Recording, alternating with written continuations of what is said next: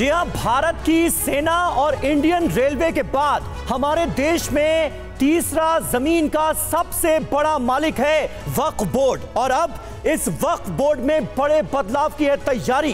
वक्फ के कानूनों में 40 संशोधनों की तैयारी कर ली है भारत सरकार ने, और इसी पर एक नई बहस देश में छिड़ी हुई है। विरोध भी शुरू हो गया है। आपके साथ मैं हूं समीर अब्बास, मेरे साथ मेरे सहयोगी रवि मिश्रा भी मौजूद हैं। देश में कल से एक नई बहस छिड़ गई है, और यह बहस है वक्फ एक्ट में संशोधन को लेकर। 1954 में बने कानून में अब तक 1995 और 2013 में यानी 2 बार संशोधन हो चुके हैं, और दोनों ही संशोधनों में वक्फ बोर्ड को असीमित शक्तियां दे दी गई।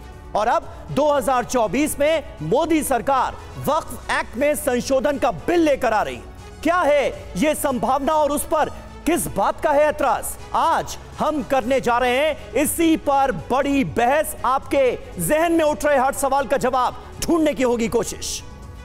बिल्कुल, हालांकि सरकार के सूत्रों का दावा है कि सरकार न मुस्लिमों की जमीन लेगी न ही वक्फ की संपत्ति लेगी। वहीं यह भी कहा जा रहा है कि वक्फ की संपत्ति का इस्तेमाल सिर्फ मुस्लिमों के हित में होगा। लेकिन मुस्लिम पक्ष को इस पर एतराज क्या है, इस पर हम करेंगे चर्चा। हमारे साथ तमाम मेहमान जुड़ेंगे, साथ ही संसद और सियासी दलों के एतराज पर बात करने के लिए संवाददाता आनंद प्रकाश पांडे भी हमारे साथ मौजूद रहेंगे। तो इस बिल में जो बदलाव के प्रस्ताव हैं उस पर हम करेंगे विस्तार से चर्चा। जी हां, और सबसे पहले इस वक्त की बड़ी खबर आपको बता दें, वक्फ एक्ट संशोधन बिल आज हो सकता है पेश। ये बहुत बड़ी जानकारी सामने आ रही है। 2013 के बाद एक्ट में बड़े संशोधन की है तैयारी। शुक्रवार को कैबिनेट बैठक में TV9 भारतवर्ष ने आपको जानकारी दी थी कि इस पर चर्चा हुई है। फ्राइडे को जो कैबिनेट की मीटिंग हुई उसमें इस मसले को लेकर, वक्फ एक्ट को लेकर, वक्फ बोर्ड को लेकर तफसील से चर्चा की गई। वक्फ अधिनियम में 40 संशोधनों पर चर्चा की गई थी, और आज ये बड़ी जानकारी, वक्फ एक्ट संशोधन बिल आज ही पेश किया जा सकता है।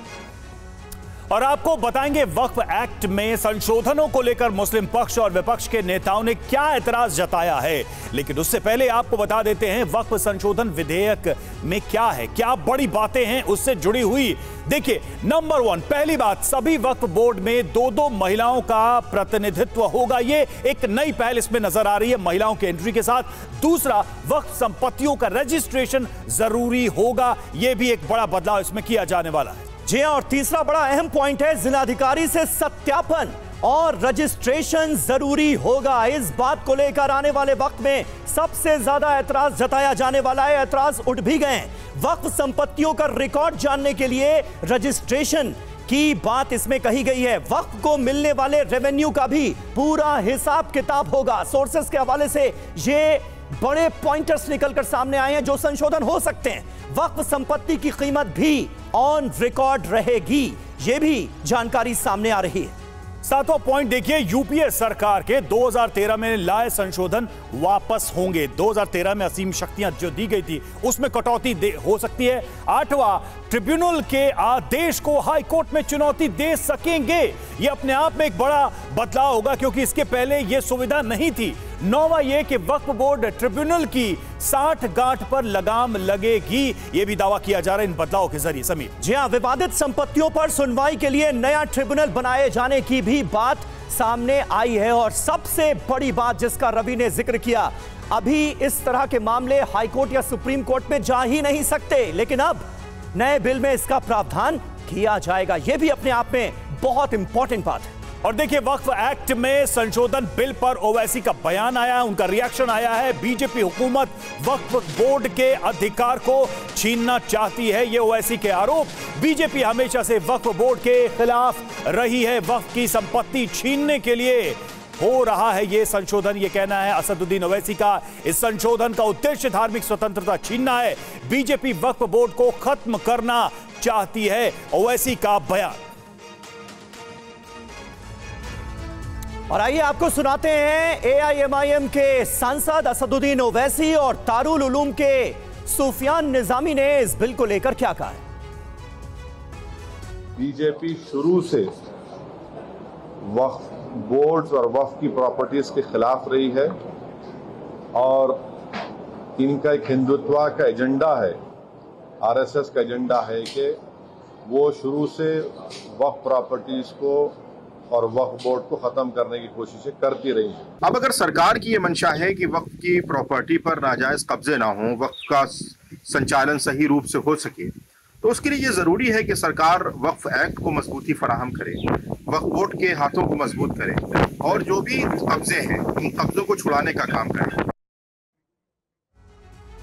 और देखिए, इस पर बात करने के लिए, क्योंकि सवाल तो कई उठ रहे हैं और आपने देख भी लिया, लेकिन इस पर बात करने के लिए, चर्चा करने के लिए हमारे साथ कुछ खास मेहमानों का पैनल इस वक्त मौजूद है। हमारे साथ हैं वरिष्ठ पत्रकार हर्षवर्धन त्रिपाठी जी, अवनिजेश अवस्थी जी जो कि प्रोफेसर हैं दिल्ली यूनिवर्सिटी के, मेहरुद्दीन रंगरेज साहब प्रवक्ता हैं AIMIM के असदुद्दीन ओवैसी की पार्टी के, इसके अलावा मौलाना सुफियान निजामी साहब हमारे साथ मौजूद हैं, मुस्लिम स्कॉलर हैं, और आनंद प्रकाश पांडे हमारे संवाददाता दिल्ली से हमारे साथ इस वक्त लाइव मौजूद हैं। इन सब का हम रुख करें उससे पहले आपको बता दें कि अभी आधिकारिक तौर पर बिल का कोई मसौदा सामने नहीं आया है, लेकिन जिस तरह से इसे लेकर गलत नैरेटिव फैलाया जा रहा है उस पर सरकार के सूत्रों की तरफ से सफाई आई है।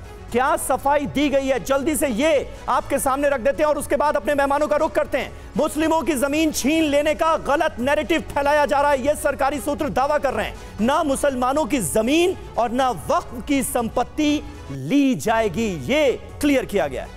अगला क्लैरिफिकेशन, तीसरा, वक्फ की संपत्ति का इस्तेमाल सिर्फ मुस्लिमों के हित में होगा, यह भी इसमें कहा गया है। चौथा यह कि गरीब मुस्लिम, गरीब महिलाएं लंबे समय से कर रही थी मांग इसकी कि ये सुधार हों और इसमें हम आगे बढ़ें। पांचवा यह कि मौजूदा कानून से किसी मुस्लिम को न राहत है ना ही फायदा है, यह भी तर्क दिया गया समेत। जी हां, सिर्फ 200 परिवारों का पूरे देश की वक्फ संपत्तियों पर कब्जा है, यह भी कहा गया है। किसी भी बड़े मुस्लिम देश में ऐसा, यानी भारत जैसा, वक्फ का कानून नहीं है, यह भी क्लैरिटी दी गई है। दुनिया भर में सबसे बड़ी वक्फ संपत्तियां भारत में ही हैं, यह बताया गया है। सच्चर कमेटी और के रहमान खान की कमेटी ने भी सिफारिश की थी, बोर्ड को पारदर्शी जवाबदेह बनाने की सिफारिश की गई थी और अब हम उसी पर काम कर रहे हैं। कुल मिलाकर सरकारी सोर्सेस के हवाले से ये अहम जानकारियां दी गई। आनंद प्रकाश पांडे हमारे संवाददाता इस वक्त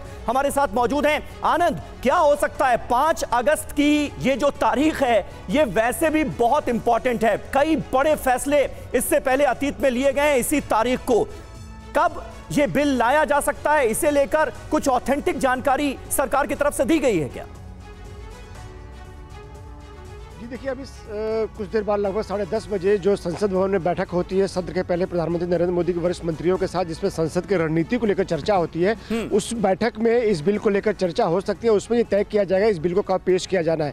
बिल को अगर आज पेश भी किया जाता है तो इस पर चर्चा आज और कल नहीं होगी, क्योंकि अभी सरकार की जो प्रायोरिटी है फाइनेंस बिल है, जिसपे कल फाइनेंस बिल पे कल चर्चा होगी, कल उसको पास कराया जाएगा। लेकिन सरकार ये जरूर चाहती है कि इस बिल को जल्द से जल्द पेश किया जाए ताकि इसको पढ़ने का वक्त तमाम सांसदों को मिल सके और जब इस पर चर्चा हो तो सारे पॉइंटर्स या किसी को आपत्तियां हो उसमें वो रेज कर सके।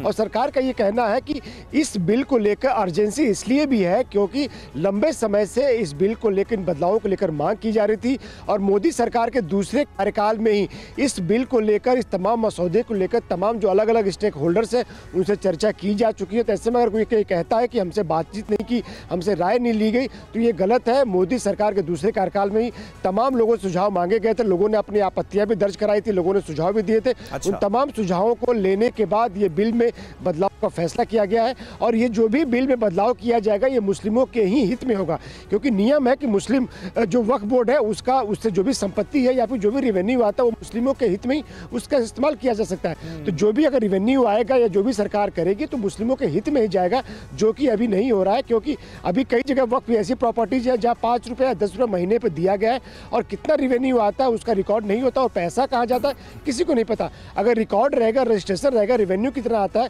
वो पता रहेगा तो उससे आप ये भी ट्रेल कर सकते हैं, पता कर सकते हो कि आखिर ये पैसा किसके हित में खर्च किया गया और किन किन कामों में खर्च किया गया।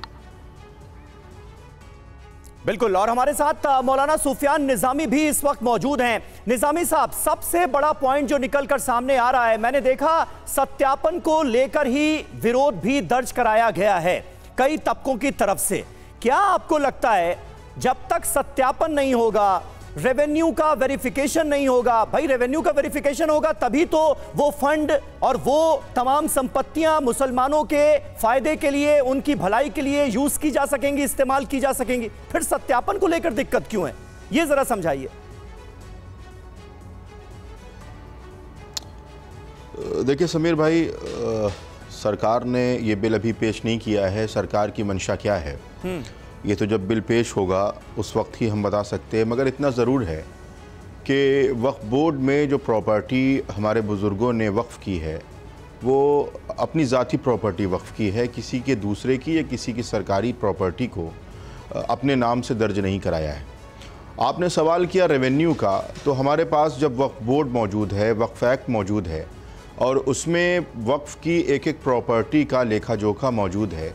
हमारे पास आपने देखा कि अभी शिया और सुन्नी वक्फ बोर्ड का, जहाँ तक मैं उत्तर प्रदेश की बात करूँ, उत्तर प्रदेश में शिया और सुन्नी वक्फ बोर्ड पर एक सीओ मुसल्लत किया गया, एक सीओ बनाया गया और तमाम चीज़ें बार बार ये की जा रही हैं कि वक्फ बोर्ड को सुचारू रूप से चलाया जाए, वक्फ बोर्ड के अंदर जो रिकॉर्ड है उसको मेंटेन किया जाए और तमाम रिकॉर्ड वक्फ बोर्ड के अंदर मौजूद हैं।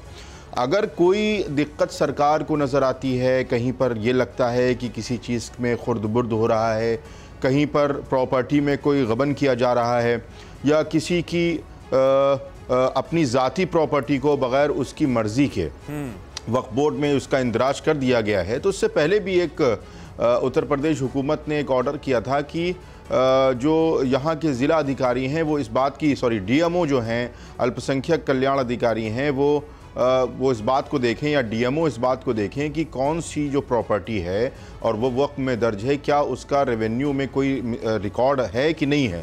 तो ये तमाम चीज़ें ऑलरेडी हमारे प्रोसीजर में हैं, चल रही हैं। अब सरकार को तो ये चाहिए कि वक्फ बोर्ड के हैंड को, हमारे यहाँ तो देखा गया है समीर भाई, आप बखूबी वाकिफ़ हैं कि कहीं पर कोई कब्ज़ा होता है गैर सरकारी तौर पर और वक्फ बोर्ड वहाँ पर कब्ज़ा खाली कराने के लिए पावर मांगता है, फोर्स मांगता है, अमला मांगता है। महीनों हो जाते हैं कोई अमला नहीं दिया जाता है, महीनों हो जाते हैं कोई वक्फ बोर्ड की तरफ कोई तवज्जो नहीं दी जाती है कि वक्फ के चेयरमैन ने या वक्फ के किसी ज़िम्मेदार ने क्या बात की है। तो ये अगर आपकी मंशा है कि सरकार वक्फ बोर्ड के कब्ज़ों को खाली कराए, वक्फ का सुचारू रूप से संचालन हो या वक्फ का रेवेन्यू सही जगह पर इस्तेमाल हो, तो उसका पूरा लेखा जोखा वक्फ बोर्ड के अंदर, रेवेन्यू रिकॉर्ड जो वक्फ बोर्ड का है उसमें मौजूद है। कोई भी जाए और सुफियान साहब, मैं जो आपकी बात को समझ पा रहा हूँ, किसी की भी जमीन को वक्फ की संपत्ति घोषित करने से पहले वेरिफिकेशन का ये जो प्रावधान लाया जा रहा है, आप इसके पक्ष में, ऐसा होना चाहिए, इससे और बेहतर होंगी चीजें, यही ना? नहीं, बिल्कुल जाहिर सी बात है कि अगर कोई ऐसी चीज है कि किसी की संपत्ति है और बगैर उसकी मर्जी के वक्फ में दाखिल कर दी गई तो शरई नुक्ता नजर से वो वक्फ ही नहीं कहलाएगी। वक्फ तो वो है जो अल्लाह के लिए, अल्लाह के रास्ते में इंसान ने अपनी मर्जी से किया हो, और अगर उसकी मर्जी के बगैर किया है तो वो वक्फ ही नहीं है। उसके कॉन्ट्ररी जो अधिकार हैं वक्फ के, चाहे वो 13 में अमेंड करके दिए गए हों, 95 में दिए गए हैं, वो बहुत असीमित बताए जाते हैं। हर्षवर्धन जी, यही मैं समझना चाहूंगा, देश के संविधान में न्याय की समानता और समान अधिकार की जो मूलभूत सुविधाएं हैं संविधान में, क्या उसके इतर ये एक्स्ट्रा कॉन्स्टिट्यूशनल पावर वक्त में थी जिसको शायद अब खत्म करने का समय आया कि आप अदालत में न्याय नहीं मांग सकते, आप वक्फ के बोर्ड में ही जाएंगे, वहीं वेरीफाई कराएंगे, वहीं अपनी दलील रखेंगे, अपनी ही जमीन के लिए किसी कोर्ट में चुनौती नहीं दे सकते। ये सारी जो अथॉरिटी, ये जो शक्तियां जिसका दावा किया जाता है वक्फ के पास के, क्या उसका समय पूरा हो गया था, इसीलिए सरकार ऐसे सुधारों के साथ बिल लेकर आ रही है? देखिए, सबसे पहले तो मैं ये कहूँगा कि मुझे बड़ा अच्छा लगा जो इस्लामिक स्कॉलर बैठे हुए हैं सुफियान निजामी जी, तो उन्होंने उस तरह की बात की जो इस्लाम के नज़रिए से, मेरी समझ नहीं, मैं बार बार इसको स्पष्ट करता हूँ क्योंकि मैं कोई इस्लाम का ना तो जानकार हूँ ना तो मेरी समझ है, लेकिन मूल क्या है, ये पूरी की पूरी संपत्ति अल्लाह के काम के लिए दी जाती है, यानी इस्लाम के काम के लिए दी जाती है। जो मैं समझ पाया, जो लगातार मौलानाओं को सुन रहा हूँ, जो मैंने वक्फ बोर्ड के बारे में पढ़ा, अब हुआ क्या कि 1955 में जो कुछ था वो इसलिए था कि भाई यहाँ के जो मुसलमान चले गए हैं उनकी संपत्ति रहेगी, मुसलमानों के काम आया, ये बड़ा जायज था, बहुत जेन्युइन सी बात थी। फिर क्या हो गया, 1995 जब पीवी नरसिम्हा राव जी को दिक्कत हुई कि अरे भाई राजनीति में नहीं समझ में आ रहा है, बाबरी का मसला है, राम मंदिर का मसला है, दूसरे मसले उठ रहे हैं, नहीं झेल पा रहे थे, तो उन्होंने प्लेसेज ऑफ वर्शिप एक्ट लाया।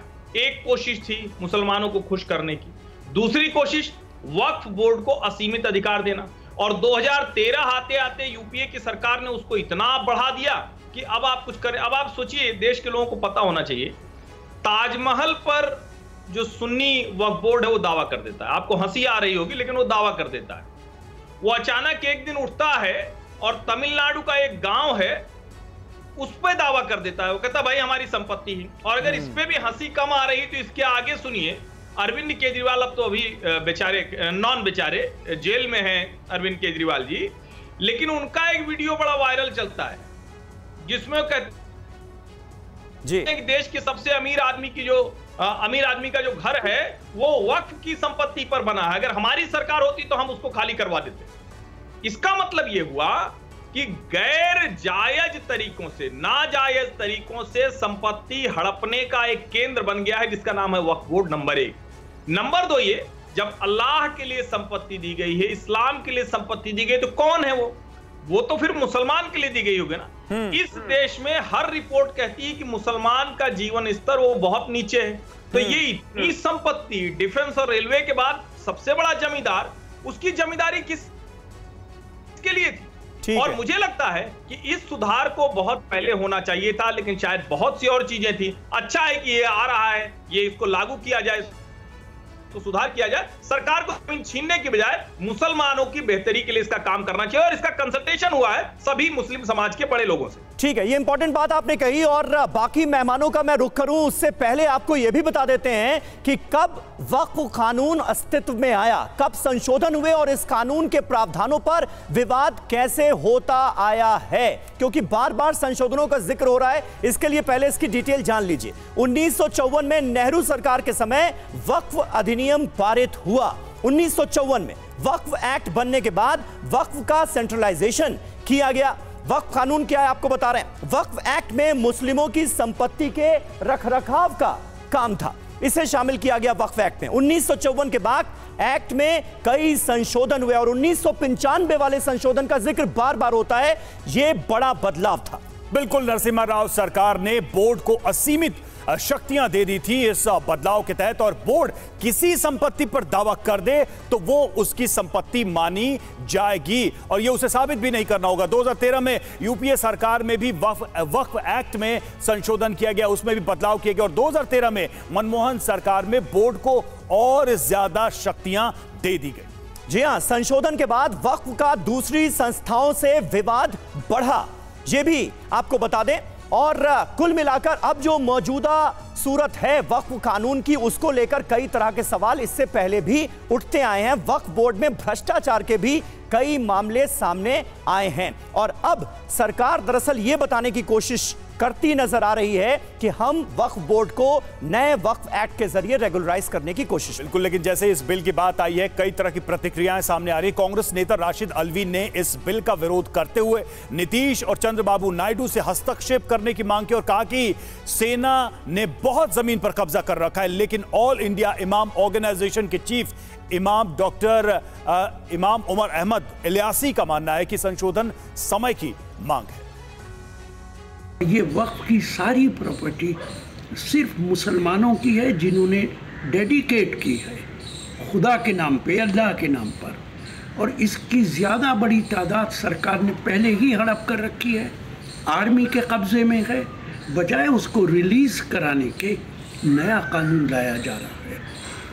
मेरा कहना है नीतीश कुमार जी और आंध्र प्रदेश के मुख्यमंत्री चंद्रबाबू नायडू जी को इंटरवीन करना चाहिए और इस कानून को रोकना चाहिए। सरकार के सामने समय अनुसार अगर अमेंडमेंट किया जाता है, संशोधन किया जाता है, तो मुझे लगता है कि समय की ज़रूरत होती है। तो उस पर किसी तरह का विरोध करना या उस पर राजनीति करना, मुझे लगता है कि ये अच्छी बात नहीं है। बैठकर बातचीत होनी चाहिए। कल प्रस्ताव आएगा, उस पर चर्चा होनी चाहिए, न कि राजनीति। और हमारे साथ इस वक्त हाजी मेहरुद्दीन रंगरेज साहब भी मौजूद हैं, AIMIM के प्रवक्ता। इतना ऐतराज क्यों है रंगरेज साहब असदुद्दीन ओवैसी को हम सुन रहे थे, उन्होंने तो ये कहा कि भाई सरकार कब्जा करना चाहती है वक्फ बोर्ड की जमीन पर, ये मुसलमानों के अधिकारों का सवाल है, उसमें कटौती करने की कोशिश की जा रही है। सरकार की तरफ से अभी तक जो जानकारियां सामने आई हैं उसके मुताबिक तो रेगुलराइज ही किया जा रहा है। और क्या आप नहीं चाहेंगे कि भाई सारा फैसला जो है वो वक्फ बोर्ड का ट्राइब्यूनल ही करे विवाद के मामले में? ऐसे लोग जो कि अपील करना चाहते हैं उन्हें हाई कोर्ट जाने का अधिकार ना हो, सुप्रीम कोर्ट जाने का अधिकार ना हो, ये ठीक है क्या आपके हिसाब से? देखिए समीर भाई, हमारे बैरिस्टर साहब ने बड़ा अच्छे तरीके से सारी बातें रखी और बताया कैसे बीजेपी और आरएसएस के लोग जो वक्फ की संपत्तियां हैं उनको छीनना चाहती है मुसलमानों से। और ये बार बार मैं एक दूसरी बात कहूँगा, जैसे अभी हर्षवर्धन त्रिपाठी जी ने कहा कि वो तो मतलब क्या नाम लें वहाँ पर विवाद चल रहा। मैं पूछना चाहता हूँ कि क्या वक्फ की संपत्तियों में किसी हिंदू भाई की कोई संपत्ति कब्जाई गई है? तो आप अगर आपके पास कोई ऑथेंटिक कोई ऐसा हो तो बताइएगा। तीसरी बात, आप चाहते हैं कि उनकी शक्ति और उनकी कार्यप्रणाली को ख़त्म कर देना चाहते हैं वक्फ एक्ट के तहत। ये जो आप नया 40 जो अमेंडमेंट ला रहे हैं, तो ये दिखाता है कि सरकार किस तरीके से बार बार कभी मदरसों का सर्वे कराती है, कभी वक्फ की संपत्तियों का सर्वे कराती है। तो ये तो टारगेट करने वाली बात है। तो इसलिए हम कह रहे हैं, इसलिए हम इसका विरोध भी कर रहे हैं। और अभी ये बिल आएगा तो हम इसका संसद में भी विरोध करेंगे। अगर पढ़ा के हम पूरी, जब ये इसकी पूरी फाइलिंग आ जाएगी और पता लग जाएगा क्या क्या है, उसके खिलाफ अगर विरोध प्रदर्शन भी करना पड़ा समीर भाई, तो हम विरोध प्रदर्शन भी करेंगे। और इस कानून को जिस तरीके से किसान कानून वापस हुआ है उसको भी वापस कराने का काम हम करेंगे। संसद और अदालत तक इसका विरोध करेंगे, तैयारी आपकी यही है। अब निजेश जी, सवाल ये है कि मंशा क्या है? देखिए, जो AIM की तरफ से कहा जा रहा है या दूसरे लोग जो इसका विरोध कर रहे हैं वो कह रहे हैं कि इंटेंशन सही नहीं है, बार बार टारगेट किया जाता है उन सेंसिटिव चीजों को जो मुस्लिम समाज से जुड़ी है, उसको जानबूझकर इस तरीके से छेड़ा जाता है ताकि नए विवाद हों और इससे कहीं ना कहीं एक मैसेज जाए। आप इसे कैसे देखते हैं? क्या वाकई में इंटेंशन शुद्ध है, प्योर है, या कुछ और है? समीर जी, अभी रंगरेज साहब कह रहे थे कि जब आएगा तब देखेंगे हम, और अगर इसमें कुछ गलत हुआ तो हम सड़क पर उतरेंगे, यहाँ उतरेंगे। अभी आया नहीं है बिल, मालूम नहीं है, लेकिन विरोध करेंगे। असलियत ये है, बिल के बारे में किसी को मालूम नहीं। क्या अरे मालूम क्यों नहीं है? अरे भाई साहब सुनिए, सुनिए, 1955 के सेक्शन 3R के मुताबिक अगर कोई संपत्ति किसी भी उद्देश्य के लिए मुस्लिम कानून के मुताबिक पवित्र, धार्मिक या चैरिटेबल मान लिया जाए तो वह वक्फ की संपत्ति हो जाएगी। वक्फ एक्ट 1955 का आर्टिकल 40 कहता है कि जमीन, समीर जी सुनिए, समीर जी सुनिए, और वक्फ बोर्ड तय करेगा। ठीक है, हो गया रंगरेज साहब, आपने पढ़ दिया, सुन लीजिए जरा अवस्थी साहब को कह रहे हैं आप। तो भैया समीर जी, या तो मुझे बोलने दीजिए इनके बाद। नहीं, आप ही बोलिए आप। बात यह है कि अभी किसी को मालूम नहीं कि क्या होने वाला है, लेकिन इतना पूर्व से ग्रस्त है कि इसमें कुछ गलत ही होगा, पहली बात। दूसरी बात, भैया मैं बड़े बड़े जमींदारों की जमींदारी खत्म हो चुकी है। प्रिवी पर्स के पश्चात जो बड़े बड़े राजा महाराजा रियासत वाले थे उनकी जमीन भी सरकार ले चुकी है। इसलिए सरकार का मतलब यह है कि यहाँ तो सेना और रेलवे को भी अपनी जमीन लेनी पड़ती है, तो कोर्ट में जाना पड़ता है, लेकिन वक्फ बोर्ड के किसी कोर्ट के पास नहीं जा सकते आप। ये जो इसमें कमियां है ना, या ये जो एक तरीके की अजीबोगरीब स्थिति थी इसमें, उसको ठीक करना बहुत जरूरी है। 40,000 मंदिर सरकारी कब्जे में, 40,000 मंदिर सरकारी कब्जे में हैं। उसके बारे में कभी आज तक किसी ने नहीं बोला कि सरकार का मंदिरों की कमाई पर, मंदिरों की जमीन पर, मंदिरों के सारे रखरखाव पर क्यों होना चाहिए। ये सिर्फ तमिलनाडु की बात बता रहा हूँ। और जैसा कि हर्षवर्धन जी ने कहा कि एक गांव में उन्होंने कहा कि अब ये सारा गांव जो है वक्फ बोर्ड का है, मंदिर भी बंद हो जाना चाहिए, आरती भी बंद हो जानी चाहिए, क्योंकि मुस्लिम बहुल गांव है। हाई कोर्ट को करना पड़ा, वहां के कलेक्टर नहीं कुछ कर पाया, उसमें नहीं था ज्यूरिसडिक्शन में। तो समीर भाई, पहली बात वक्फ बोर्ड की, और सरकार ने साफ किया है कि ये छीनने का नहीं है, इसको और अधिक लोकतांत्रिक तरीके से ज्यादा जो गरीब मुसलमान हैं उन तक इसका फायदा पहुंचे। कुछ लोगों की प्रॉपर्टी, कुछ लोगों की जमींदारी न बन जाए, ये है मूल मुद्दा।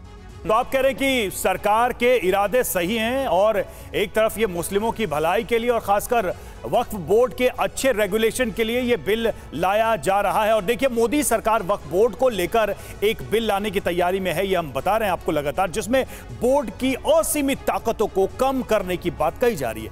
संयोग कहें या प्रयोग के आज की तारीख भी 5 अगस्त है और इससे पहले भी मोदी सरकार का 5 अगस्त से खास नाता रहा है। कैसे, वो हम आपको दिखा रहे हैं। देखिए, 5 अगस्त 2019 को मोदी सरकार जम्मू कश्मीर से अनुच्छेद 370 हटाने वाला बिल लेकर आई और 70 साल के बाद 370 हटाकर इतिहास रच दिया गया। वहीं 5 अगस्त 2020 को प्रधानमंत्री नरेंद्र मोदी ने अयोध्या में भव्य राम मंदिर का शिलान्यास किया, जिसके बाद 2024 में इस मंदिर का उद्घाटन हुआ और 500 साल बाद इस विवाद का हल भी हुआ। और अब देखिए, 1954 में बने वक्फ एक्ट को लेकर यह बिल लाने की बात कही जा रही है। समीर, बिल्कुल। और देखिए, वक्फ कानून के किस प्रावधान पर ऐतराज है, अब जरा इसकी बात कर लेते हैं, क्योंकि चर्चा लगातार इन्हीं ऐतराजों को लेकर भी हो रही है। किन प्रावधानों पर ऐतराज है? राज्य वक्फ बोर्ड को किसी भी संपत्ति पर दावा करने का हक है। राज्य और केंद्र सरकार वक्फ संपत्तियों में दखल नहीं दे सकती। राज्य और केंद्र सरकार का कोई हक नहीं होगा। दावा गलत है तो संपत्ति के मालिक को इसे सिद्ध करना होगा। यानी वक्फ बोर्ड ने अगर यह दावा किया कि यह संपत्ति हमारी है, तो फिर वो संपत्ति का मालिक है, उसकी जिम्मेदारी है कि वो ये बताए कि यह संपत्ति उसकी कैसे है। सेक्शन 85 के मुताबिक वक्फ बोर्ड के फैसले को चुनौती नहीं दी जा सकती और इसी को लेकर सबसे ज्यादा सवाल खड़े हो रहे हैं। वक्फ बोर्ड के फैसले को हाई कोर्ट और सुप्रीम कोर्ट में भी चुनौती नहीं दी जा सकती। हमारे साथ मौलाना सुफियान निजामी साहब मौजूद हैं। निजामी साहब, आपको नहीं लगता कि ये प्रावधान जो है, इसकी वजह से भी कई तरह की दिक्कतें अतीत में पेश आई हैं और ऐसे मामलों को सॉल्व करने के लिए अगर ये पहल की जाती है कि ट्राइब्यूनल बोर्ड से अगर ये सॉल्यूशन नहीं निकलता है, वक्फ बोर्ड ट्राइब्यूनल से अगर सॉल्यूशन नहीं निकलता है, तो कम से कम अपील करने वाले को यह अधिकार हो कि वो हाई कोर्ट और सुप्रीम कोर्ट का भी दरवाजा खटखटा सके?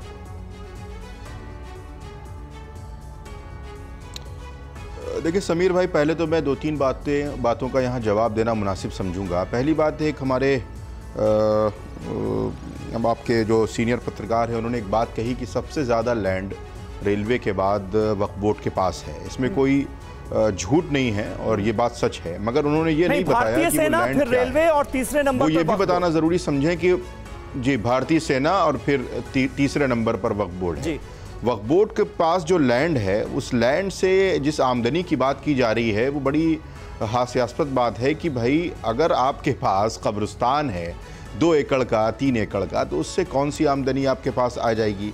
या आपके पास अगर मस्जिद है, वो प्राइम लोकेशन पर है, तो उस मस्जिद से मुसलमानों के यहाँ क्या आमदनी आ जाएगी? प्रॉपर्टी होना एक अलग मसला है। प्रॉपर्टी किस टाइप की है, ये भी बताना हमारे लिए ज़रूरी है कि वो किस टाइप की प्रॉपर्टी है। दूसरी बात ये कही गई कि साहब वो बहुत सी सरकारी इमारतों पर यह दावा किया जाता है कि वो हाँ सरकारी इमारतें वक्फ की संपत्ति पर बनी हैं। अगर आप लखनऊ आए, आप लखनऊ में देखें, बहुत सी इमारतें हैं जो सरकारी इमारतें हैं वो वक्फ बोर्ड की संपत्ति पर बनी हैं। अब हंसी इस बात पर आती है कि जब आप इस बात का दावा भी करते हैं कि वक्फ का संचालन सही से हो, जो कब्ज़े हटाए जाएं, तो भाई हम तो ये गुजारिश करते हैं कि अगर आप नहीं खाली कर सकते तो आज के रेट के हिसाब से कम वक्फ बोर्ड में उसका किराया जमा करें। दूसरी बात, एक जो हमारे जिनेश साहब ने कही थी, देखिए उन्होंने अपनी मंशा जाहिर कर दी। उन्होंने ये कहा कि साहब जब ज़मींदारी ख़त्म हो सकती है, राजाओं की प्रॉपर्टी सरकार ले सकती है और ज़मींदारी ख़त्म कर सकती है, तो वक्फ बोर्ड क्यों नहीं? तो अब उन्होंने अपनी मंशा जाहिर कर दी कि इसका मकसद सरकार की नज़र में है क्या नहीं है, लेकिन उनका मकसद ये है कि वक्फ बोर्ड का जो पावर है या वक्फ बोर्ड का जो संचालन होता है, जिस तरह ज़मींदारी ख़त्म की गई है उस तरह ये। तो मैं उनकी खिदमत में सिर्फ एक बात अर्ज़ करना चाहूँगा कि जो वक्फ की संपत्ति है वो हमारे बुज़ुर्गों ने अपनी ज़ाती मिल्कियत को मुसलमानों की फलाह व बहबूद के लिए या कब्रिस्तान के लिए या दरगाह के लिए या मस्जिद के लिए दिया है। वो इसलिए नहीं दिया है कि वो किसी की दूसरी नाजायज़ संपत्ति को दे दिया। तीसरी बात जो आपने कही, अगर देखिए समीर भाई, एक लास्ट बात मैं आपके सवाल का जवाब भी दे दूं। देखिए, आपने जो समीर भाई बात कही है, मैं उससे बिल्कुल सहमत हूं कि अगर कोई पॉजिटिव चीज़, अगर कोई ऐसी चीज़ जिससे मुसलमानों की फलाह, मुसलमानों की बहबूद, मुसलमानों की वक्फ के प्रॉपर्टी पर जो कब्ज़े हैं, चाहे वो सरकारी हों, चाहे गैर सरकारी हों, चाहे प्राइवेट हों, चाहे इंडिविजुअल हों, अगर सरकार उसमें वक्फ बोर्ड का ताउन या वक्फ एक्ट को मजबूत करना चाहती है तो इसमें हम कभी भी एतराज़ न करते हैं और न करेंगे। लेकिन अगर मंशा यह है कि वक्फ के पावर को, वक्फ का पावर इसलिए दिया गया था ताकि मुसलमानों ने जिस मकसद के लिए अपनी प्रॉपर्टी वक्फ की है, ये सब्जेक्टिव मैटर है कि हम किसी की मंशा को हम जज कर लें पहले ही कि किसी की मंशा क्या है, जब तक कि चीजें पूरी तरह से जमीन पे ना आ जाए और उसके नतीजे सामने ना आ जाए। बहरहाल मुद्दा यही है कि जो कमियां हैं क्या उसको सुधारने की मंशा है या फिर कुछ और मंशा है। देखिए, आनंद प्रकाश पांडे भी हमारे सहयोगी इस वक्त जुड़े हुए हैं लगातार हमारे साथ। आनंद, एक सवाल जो बार बार ये आ रहा है, जो आपने सुना भी दूसरे दलों के प्रवक्ताओं की तरफ से, कि सरकार की मंशा जमीन छीन लेने की है। ऐसा क्यों है कि बार बार जब भी इस तरह के कोई कानून आते हैं, जैसे हमें याद है सीए का कानून आया था तो पूरे देश में ये मैसेज फैलाया गया कि ये मुसलमानों की नागरिकता छीनने का कानून है। अब कुछ ऐसा ही कॉनोटेशन या वैसा ही साउंड कर रहा है कि जमीनें छीनने का कानून है। ये क्या मामला है और इसको सरकार की तरफ से या पार्टी बीजेपी की तरफ से कैसे क्लैरिफाई किया जा रहा है कि भाई ऐसा नहीं है? क्योंकि पिछली बार भी ये बार बार कहते रहे लेकिन मैसेज तो गया कि नागरिकता छीनी जा रही है, अब इस बार कहा जा रहा है कि जमीनें छीनी जा रही हैं। जी देखिए, महाराष्ट्र में, झारखंड में, जम्मू कश्मीर में, हरियाणा में विधानसभा के चुनाव होने वाले हैं, तो ऐसे में एक नैरेटिव बनाया जा रहा है क्योंकि मुस्लिम एक बड़ा वोट बैंक है। और ऐसे में अगर आप ये नैरेटिव बनाते हो कि बीजेपी सरकार जो मुसलमानों की ज़मीन छीनना चाहती है, जाहिर तौर पे जो लोग ऐसा नैरेटिव बनाने की कोशिश कर रहे हैं उनको पॉलिटिकली फ़ायदा हो सकता है। लेकिन सरकार का ये कहना है कि ये साफ तौर पर लिखा हुआ है कि वक्फ बोर्ड जो है या वक्फ बोर्ड की जो प्रॉपर्टीज़ है या उससे जो रेवेन्यू आता है वो सिर्फ और सिर्फ मुस्लिमों के लिए ही इस्तेमाल किया जा सकता है। तो इसमें आपत्ति क्यों है? और जाहिर तौर पे जो गरीब मुसलमान है, गरीब मुस्लिम महिलाएं हैं या फिर जो गरीब मुस्लिम बच्चे हैं, अगर उनके हित में कोई फैसला किया जाता है, वक्फ प्रॉपर्टी से मिलने वाले रेवेन्यू को उनके हित में खर्च किया जाता है, यतीम और बेवाओं के लिए खर्च किया जाता है, तो इसमें मुस्लिमों को आपत्ति क्यों है? और तीसरी बात ये कही जा रही है कि अभी लगभग 200 परिवार है, उनका पूरे देश भर के वक्फ प्रॉपर्टीज़ पे एक तरह से इलीगल कब्जा है और वही पूरी प्रॉपर्टीज़ को मैनेज करते हैं। रेवेन्यू कितना आता है किसी को नहीं बताते हैं, उसकी कीमत कितनी है किसी को नहीं बताते हैं। कई जगह वक्फ की प्रॉपर्टी से मॉल बने हुए हैं, रेवेन्यू बताया जाता है कि महीने में 100 रुपये आता है लेकिन लाखों का रेवेन्यू आता है। चूंकि रिकॉर्ड नहीं है, ना वो प्रॉपर्टी रजिस्टर है सरकार के पास, ना ही उसका रेवेन्यू रिकॉर्ड आता है, तो ऐसे पता ही नहीं चलता। और वो जो पैसा है वो कुछ चंद लोगों की जेब में जाता है। तो ये लोग हैं वो जो उसे कब्जे जमा कर बैठे हुए हैं, वो ऐसे नैरेटिव फैला रहे हैं और उनका साथ दे रहे हैं जो पॉलिटिकल पार्टीज है, खासतौर से जो अल्पसंख्यकों की राजनीति करती है, वो उसका नैरेटिव बना रहे हैं। जाहिर तौर पर उनको डर है और ये ऐसा लगता है कि अगर इस वोट बैंक को लेकर अगर हम बिल्कुल सही बात है हर्षवर्धन त्रिपाठी जी, ऐसे में देखिए बड़ा सवाल यही है कि जिस नेक नियति की मंशा के साथ, जैसा कि सरकार का कहना है कि भाई मुसलमानों की बेहतरी को लेकर ये कदम उठाए जा रहे हैं, उनके जीवन स्तर को आगे कैसे बढ़ाया जाए, ऊपर कैसे उठाया जाए, उसको लेकर ये कदम उठाना जरूरी है। क्या आपको लगता है कि ये मैसेज दे पाने में सरकार फिलहाल कामयाब हो रही है या फिर कहीं ना कहीं एक अलग नैरेटिव जो सेट करने की कोशिश की जा रही है वो भी काफी ऊपर नजर आता है? क्योंकि वक्त वक्त पर जो बयानात दिए जाते हैं ना कि भाई सबका साथ सबका विकास नौ चौलबे, दूसरी तरफ कह दिया जाता है कि मुस्लिम आबादी जो है बढ़ती हुई असम में चिंता का विषय, कहीं अगर मिला जुला कर देखें तो नैरेटिव क्या बनता हुआ आपके हिसाब से अभी तक नजर आ रहा है?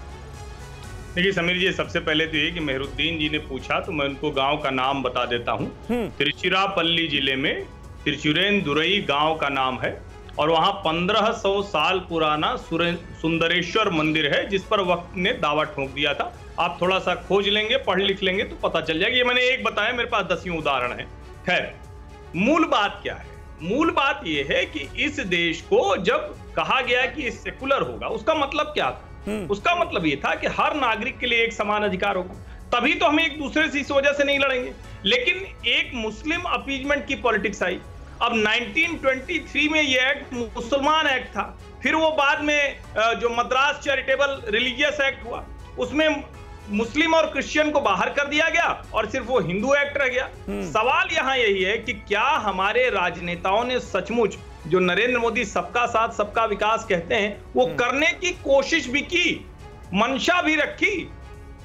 वो भी नहीं रखी। इसलिए मुसलमानों के जो ठेकेदार बन गए हैं या किसी और के जो ठेकेदार बन जाते हैं, उनको आदत है कि नहीं हमारे हिसाब से सरकारें चले। मुझे लगता है गरीब मुसलमान, सामान्य मुसलमान, उसकी बेहतरी के लिए तो आप ये कह रहे हैं कि कुछ चंद लोग हैं जो इस पावर को एक्सरसाइज कर रहे हैं और वक्फ की जो प्रॉपर्टी है उसका क्या करना है क्या नहीं करना है वही लोग डिसाइड कर रहे हैं। इसका लार्जर जो कम्युनिटी है, मुस्लिम कम्युनिटी, उस तक फायदा नहीं पहुंच पाया। रंगरेज साहब, जो हर्षवर्धन जी ने कहा इसके पहले आपने शायद ना सुना हो, मैं फिर से बोल रहा हूं कि ताजमहल भी चाहिए वक्फ बोर्ड को। क्यों चाहिए भाई?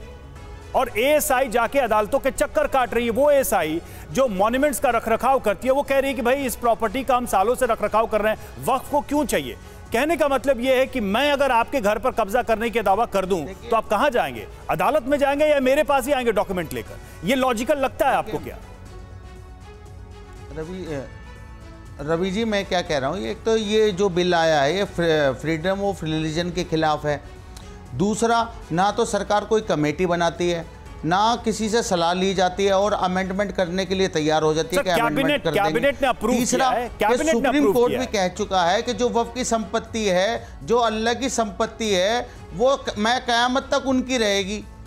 तो आप किस तरीके का नैरेटिव बनाना चाह रहे हैं कि आप चाहते हैं कि चुनाव में लाभ मिल सके किसी तरीके से मुसलमानों के खिलाफ जो आज अरे भाई रंगरेज साहब, जो मुसलमानों की वक्फ की गई संपत्ति है उसका फायदा मुसलमानों को ही कैसे मिले, यही तो इंश्योर करने की बात की जा रही है, किसी और को देने की बात थोड़ी की जा रही।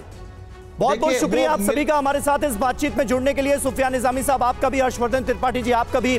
फिलहाल सवाल कई हैं, जवाब देने की भी कोशिश की गई है। देखना होगा कि इस मामले में आगे सरकार क्या कदम उठाती है।